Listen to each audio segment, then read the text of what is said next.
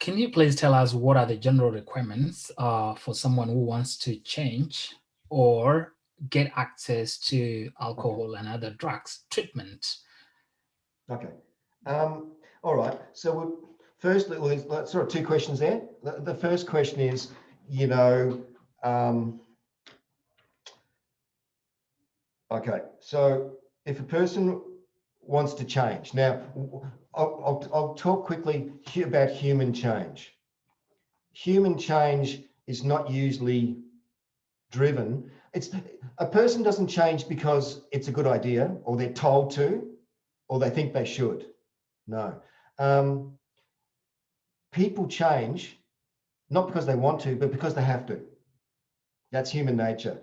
And the reason we have to change is in line with direct consequences to our actions. So all our change is based on consequences, is driven by consequences we experience. Yeah.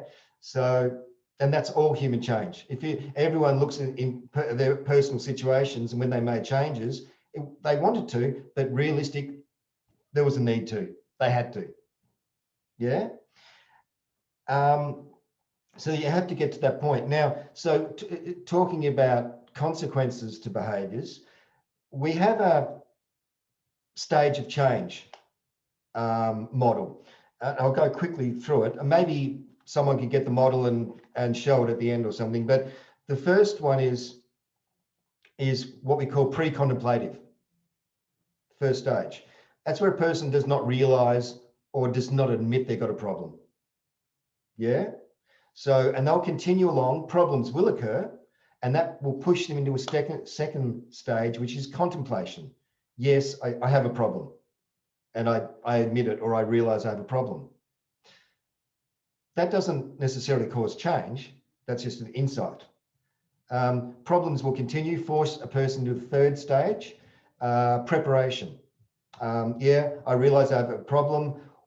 Who can I help me? Where can I get some help? I'm preparing to make change. That will continue until the fourth stage, action, where a person physically changes their behavior, physically makes changes with that drug use. Stopping what, so and let's say one example would be the action phase, which I'm going to stop drinking. Might be the action phase. Yeah. So they've got help with it. They commit to change and then they stop at an action phase. The fifth stage is it's rehabilitation. You could call it recovery. It's the maintenance. It's the time after you've made the change. It's the time after you've stopped. Now that can take, it's probably the hardest stage because you will get triggers, you will get urges, you will get situations, for a long time afterwards where you've got to handle those urges and triggers. Yeah. So that's the longest and the hardest stage. Right. So when we're talking about what are the requirements, someone needs to be around that preparation action phase to make their personal choices of change. Yeah. Okay. The second part, who wants to, if we look, I'll talk about Victoria. A person wants to access treatment.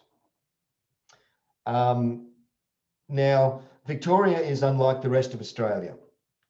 The rest of Australia, you can ring someone or find a detox or talk to a drug and alcohol agency, ring them up and start a procedure with triage assessment to get into there. In Victoria,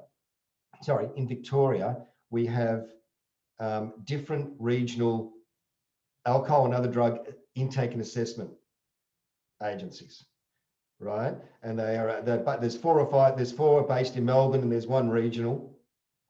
So a person, if they want treatment, and that's counselling, detox, rehab, they need to ring an intake and assessment agency in their region, usually. That will be given on the phone. They'll be given a triage, which is checking for eligibility, what drug, how much, how long, this sort of stuff. And then they'll be given a time for a comprehensive a drug and alcohol assessment to be done, which takes an hour by these assessors over the phone at the moment under COVID. When that assessment is completed, then the client nominates what they'd like, what kind of treatment, or it's discussed what kind of treatment would be best suited. And then that assessment will be sent to the relevant agency, who then will contact the client for treatment. So it's all done through a health portal in Victoria. Yeah. So, and to access those intake and assessment, usually a person might ring the telephone service called Direct Line, and who will give them, say, where are you, what suburb or town, and this is your intake and assessment line to ring to get treatment. So that's how we do it. It has to go through that health portal.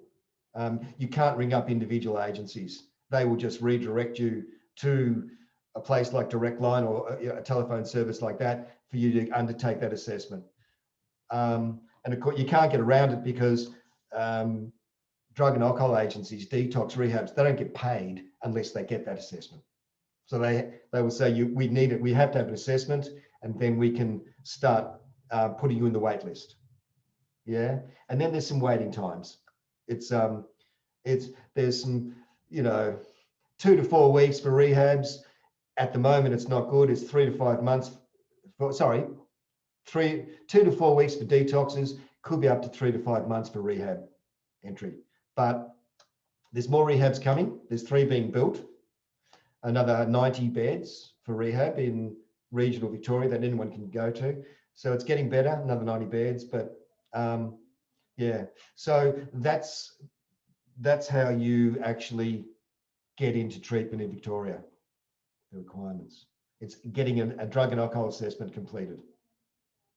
Unless you come to us and we do the assessment. But anyway, that's another thing. We can do the assessment. But and some agencies outside the normal state sector can conduct assessments. Now we're one of those. So anyway, but there's some other people that have case management that can do it. So did you say something? I was just going to add that point. Thanks, Ronan, that if you are a person over 18 years of age who lives in the north or west regions of Melbourne, so pretty much from Richmond and the city out through the north and west, then you just need to contact us and we would do those comprehensive assessments, all the assessments needed to access detox and rehab. We would provide counselling to you and support for around about 4 to 5 months to help you link in with those services and navigate you through treatment, whatever treatment plan is appropriate for you, because not everybody needs the same things. Not everybody goes on to rehab. Some people do quite well with detox and counselling. Some people access group programs. We would link you into everything that you needed. And we work solely with people from culturally diverse communities and Aboriginal folks. So we welcome your contact. Yeah, but no, Ronan's outlined that well. And it can be a confusing system, which is why I guess services like ours exist to help navigate folks through. So we'll do the groundwork for you. I'm sorry. So yeah, thank you, Susan. I might add that if you contact intake and assessment, you can use. They'll have an interpreting service. You can ask for an interpreter. When they call you back to do the assessment, they will have an interpreting service already set up. Yeah, so that's not necessarily a drawback or a barrier. They will provide interpreting services for you if anyone needs that.